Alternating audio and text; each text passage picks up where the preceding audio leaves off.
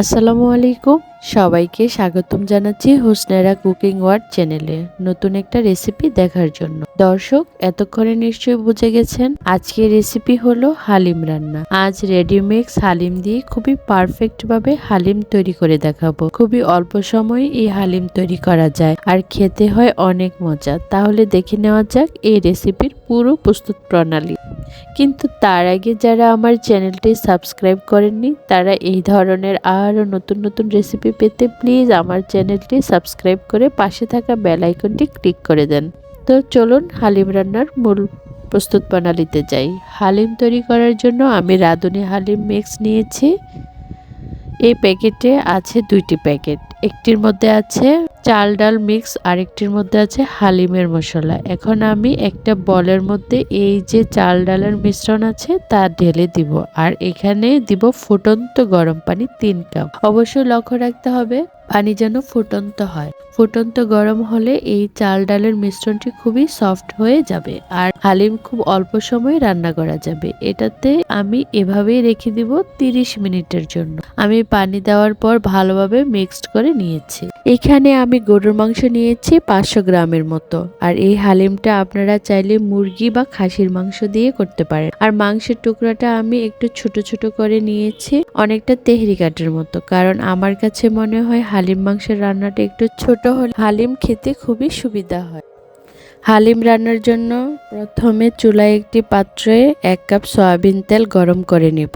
তেলটা যখন গরম হয়ে আসবে তখন 1 কাপ পরিমাণ কুচনো পেঁয়াজ দিয়ে দিলাম। আর এবার পেঁয়াজটা একটু বাদামি করে অনেকটা বেরেস্তার মতো ভেজে নিতে হবে। আনুমানিক সময় লাগতে পারে 5 থেকে 7 মিনিট।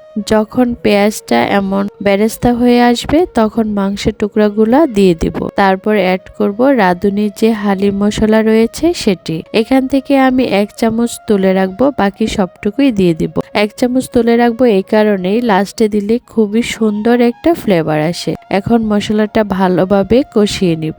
বেরেস্তার সাথে মাংস আর মশলা দিলে মশলাটা মাংসের সাথে ভালো মতো ঢুকে যায়। বেরেস্তা ও মশলা ভালোভাবে মিক্সড করে চুলার জালটা লো আঁচে রেখে ঢাকনা দিয়ে অপেক্ষা করব মিনিট 10।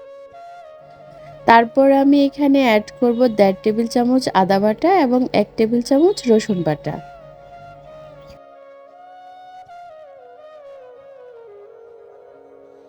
মশলা অ্যাড করা হয়ে গেলে আমি ভালোভাবে নেড়েচেড়ে মিশিয়ে নেব। তারপর এখানে আমি দিয়ে দিব 1/2 টেবিল চামচ ধনিয়ার গুঁড়া এবং 1/2 টেবিল চামচ হলুদের গুঁড়া। তো সবগুলো উপকরণ দেওয়া হয়ে গেলে ভালোভাবে মিশিয়ে আমি এখানে 3 কাপ ফুটন্ত গরম পানি অ্যাড করে দিব। গরম পানি অ্যাড করাই ভালো, কারণ এতে করে মাংসটা সিদ্ধ হবে তাড়াতাড়ি আর মাংসের টেস্টটাও খুব ভালো থাকবে। একসাথে সবকিছু মিক্সড করে নিয়ে ঢাকনা দিয়ে অপেক্ষা করছি মাংসটা সিদ্ধ হওয়ার জন্য।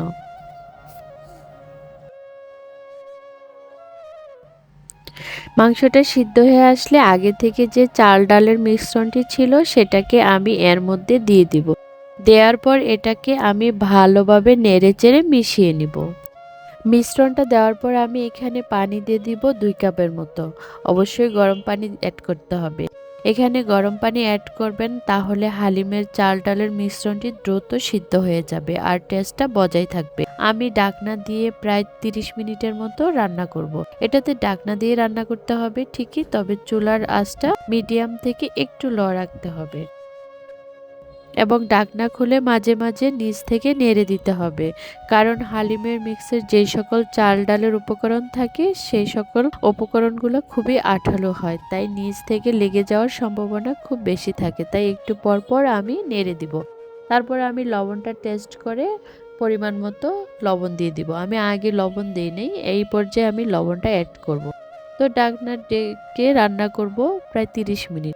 তারপর আমি ঢাকনা উল্টিয়ে দেখব যে কেমন হয়েছে। মোটামুটি ফুটে উঠেছে এবং ভালোভাবে সিদ্ধ হয়েছে। রান্নার ঠিক এই পর্যায়ে আমি 1 টেবিল চামচ হালিমের মশলা অ্যাড করে দিব। এই পর্যায়ে হালিমের ঘনত্বটা এরকম থাকতে থাকতেই আমি রান্নাটা শেষ করতে হবে, কারণ হালিম একটু লিকুইড থাকতেই রান্নাটা শেষ করতে হবে। ঠান্ডা হয়ে গেলে হালিমের ঘনত্বটা আরো বেশি হয়ে যাবে।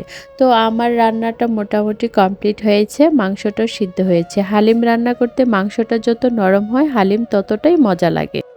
হালিমটা স্পেশাল করার জন্য আরেকটা স্টেপ বাকি আছে। অন্য একটি চুলায় কড়াই বসিয়ে দিব, তাতে 1/3 কাপ নর্মাল সয়াবিন তেল দিয়ে 2 টেবিল চামচ রসুন কুচি ও 3টা লাল মরিচ দিয়ে ফোড়নের জন্য কিছুক্ষণ তেলের সাথে ভেজে নিব। তারপর আমি এখানে 1/2 টেবিল চামচ সরিষা অ্যাড করে হালকা একটু ফোড়ন তুলে নিব, জাস্ট 20 থেকে 30 সেকেন্ডের মতো। বিভিন্ন রেস্টুরেন্ট ও বাহির থেকে কিনা হালিমগুলা খেয়াল করলেই দেখতে পারবেন এমন আস্ত সরিষার দানা ও সুন্দর রসুনের ফোড়ন একটা ফ্লেভার আসে, আর সেটা আসে এই সুন্দর ফোড়ন বা বাগারের জন্য। বাগারটা তৈরি হয়ে গেলে আমি সঙ্গে সঙ্গে অন্য চুলা রান্না হতে থাকা হালিমের সঙ্গে অ্যাড করে দিব। অ্যাড করে ভালোভাবে নেড়েচেড়ে মিশিয়ে নিব। এই স্পেশাল ফোড়নটা হালিমে দেওয়ার পর কি যে সুন্দর ফ্লেভার এসেছে আমি আপনাদেরকে বলে বোঝাতে পারবো না। এবার চুলার আঁচটা বন্ধ করে বাগারের সাথে হালিমটাকে মিশিয়ে দমে রেখেছি 5 মিনিট। তারপরই হালিমটাকে এবার পরিবেশনের পালা। পরিবেশন করার জন্য আমি নিয়েছি শসা কুচি, পেঁয়াজ কুচি, ধনিয়া পাতা কুচি, আদা কুচি, কাঁচামরিচ কুচি এবং পেঁয়াজ বেরেস্তা, সাথে নিয়েছি লেবু। তারপর আমি একটা বাটিতে হালিমটাকে সার্ভ করে নিব। সার্ভ করা হয়ে গেলে আমি এখানে একে একে পেঁয়াজ কুচি, আদা কুচি, ধনিয়া পাতা কুচি, কাঁচামরিচ কুচি, পেঁয়াজ বেরেস্তা, লেবু সবকিছু দিয়ে আমি এটাকে পরিবেশন করব। তৈরি হয়ে গেল আমার মজাদার রেসিপি হালিম। তো যে যেখান থেকে আমার রেসিপিটি দেখেছেন অবশ্যই লাইক, কমেন্ট, শেয়ার করে পাশে থাকবেন। আর রেসিপিটি ভালো লাগলে অবশ্যই বাসায় ট্রাই করবেন এবং আমার কমেন্ট বক্সে জানাবেন। তো আজকের মতো বিদায় নিচ্ছি, সবাই ভালো থাকবেন। আল্লাহ হাফেজ।